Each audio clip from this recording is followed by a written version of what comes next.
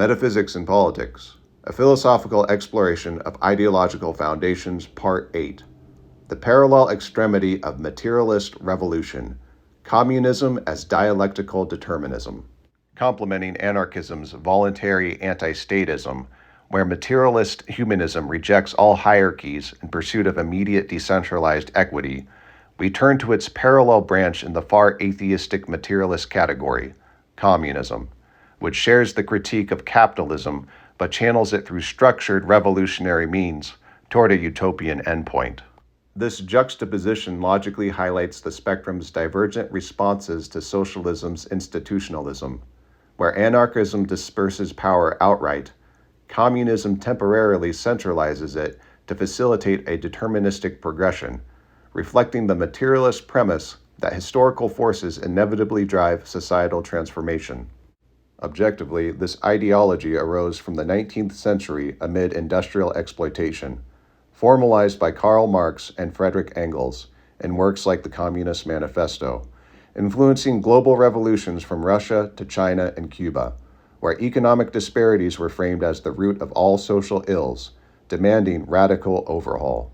Metaphysically, communism is firmly rooted in atheistic materialism, reinterpreting Hegelian philosophy through a deterministic lens that views history as a progression towards a telos, or ultimate purpose, in the form of a classless utopia. Logically drawing from dialectical idealism, where reality unfolds through thesis-antithesis-synthesis conflicts leading to higher syntheses, Marx and Engels inverted this into dialectical materialism, positing that economic and material conditions, rather than idealist Geist, propel societal evolution. Rationally, this assumes that contradictions in capitalism will inevitably generate crises, culminating in proletarian triumph and the withering away of the state into communal harmony, without transcendent elements like God or souls, which are dismissed as ideological superstructures perpetuated by ruling classes to obscure exploitation. Reality is reduced to matter in motion, with human progress determined by productive forces and class relations.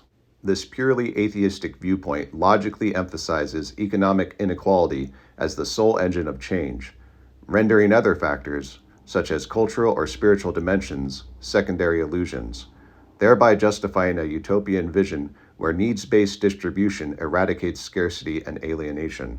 Socially and politically, communism envisions a classless, stateless society with collective ownership of production and distribution according to need, but achieves this via transitional dictatorship of the proletariat to suppress opposition. In practice, this manifests as a one-party rule with centralized control over the economy, media, and life, as seen in the Soviet Union under Lenin and Stalin, or Maoist China. Logically, the structure assumes that a revolutionary vanguard can guide the dialectic toward utopia, enforcing equality through the state apparatus before it dissolves. However, it rationally depends on suppressing the bourgeoisie remnants, often leading to authoritarian persistence rather than the promised withering. The call for revolution under communism stems directly from its materialist focus on economic inequality, positing that any non-proletarian government, whether monarchical, liberal, or socialist, perpetuates class exploitation and must be overthrown to advance historical necessity. Rationally, this emphasis arises from the atheistic rejection of transcendent ethics or gradual reforms. Without divine or metaphysical restraints, inequality is viewed as an objective material contradiction, resolvable only through abrupt rupture, as incremental changes merely reinforce capitalist superstructures.